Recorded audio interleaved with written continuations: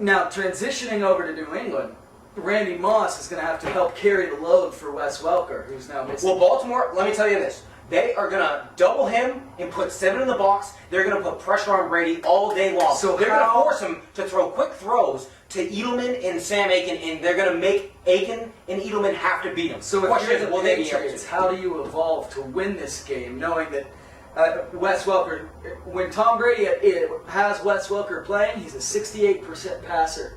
When he doesn't, 58%. Yeah. It's a big difference. It's a big drop-off. However, Sam Edelman, he has progressed throughout the year. Remember, he was drafted as a quarterback, Julian Edelman. And he was drafted as a quarterback. They've transitioned him to receiver. And as the season has gone on, Coach Belichick said he has liked the progression that he has seen.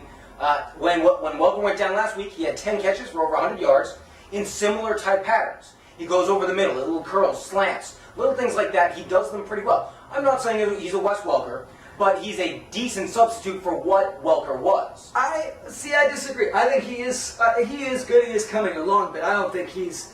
When you've got Wes Welker, a guy who's going to make every catch, when that ball's on his hands, he's going to pull it in, and you go against a team like the Ravens, a hard-hitting, no-nonsense team, is Julian Edelman going to go across the middle with Ray Lewis hitting him and have Tom Brady's trust to make those third down catches on third down? You know, it was obviously a huge blow. I mean, this might have been the worst possible thing. Outside of Brady being injured, this might have been the worst thing that could possibly happen to the team. They've evolved around him so much, and when you have him running underneath and Moss running over the top, it's really difficult to shut them both down. Now they can double Moss all game long if they want, bring some linebackers, put some pressure on Brady, and they know how to do that. When New England was on that magical season in 2007, Baltimore practically, they had that game toward the end of the game. Well, and let's not forget, without a dropped pass at the very end of the game in Week 4, sure, Baltimore would have beat the Patriots. Well, not necessarily. Even if he catches that, it's first and goal at the 8. They still have to score from there. It wasn't a drop pass in the end zone. True. And it was 4th down play. It was a great ball game. And that was the only New England home game this year where they actually almost lost. Every other game has pretty much been in hand by the mid-second quarter. True. So Baltimore matches up pretty well. They have, even in the 2007 season, they matched up well.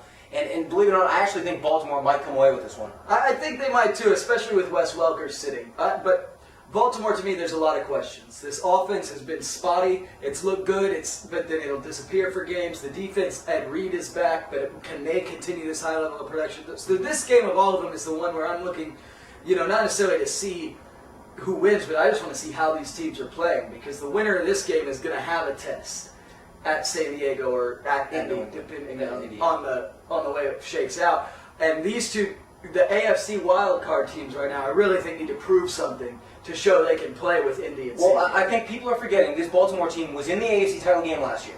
And down the stretch, the last 10 games, they were holding their opponents to like 13 points a game. They finished the season second in the NFL in points against. So the defense has really come along as the season has progressed. Yes, their offense has been spotty, but they started out the season strong.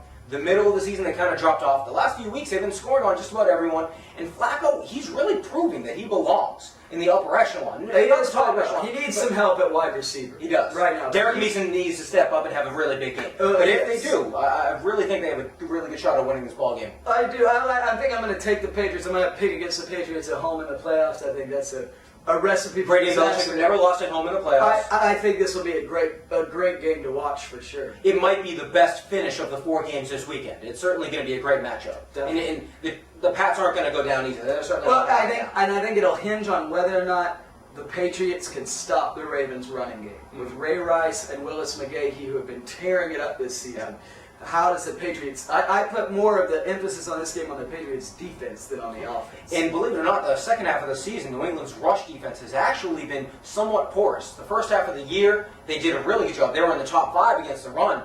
Now they're averaging giving up over 112 yards a game. It's been getting a little bit worse. Injuries have been a part of that. Vince Wilfork missed a couple games. He'll be back, and he's a big nose tackle who weighs 360, 380. That'll certainly help. But I agree that they're going to need to shut down the Baltimore running game. Well, concluding the playoffs here, do you want to go with a Super Bowl pick real quick before we finish up? Yeah, I think that's a good idea. We might as well at this point. I think Minnesota's actually going to find a way. They're going to get a groove going. I think they have to win 2 games. They're built to win in the playoffs. They can run the ball. They can stop the run. They have an experienced quarterback. I like Minnesota to make it out of the NFC. Out of the AFC, I think Indianapolis right now, even though they rest a couple players and that tends to hurt them, they usually lose their rhythm. I have a feeling they will get that back in a close game in the divisional round, stay at home. I think they find their way to play Minnesota, and it'll be one heck of a matchup if we get that far. Yeah, I also like Indy. I'm looking for the Jets to maybe pull one out in Cincy, which to me sets up a huge romp for Indy in the first round to get back on track and get their things going. So I look for Indy to come out of the AFC. But in the NFC, I think I'm gonna stick with the Cardinals, my sleeper pick. There's not a lot going on. But again, I think they step up in big games, and they're still the NFC champs. Everyone seems to have forgotten. Mm-hmm. So with that defense, with that offense, they can win any game. They'll definitely be in it. But I think they might make a run at it. Well, we shall see. All right, well, that's going to do it for this week in the NFL. If you like, you can, for all things sports, you can log on to AmericanSportsDaily.blogspot.com, and we will see you right here next week. Enjoy the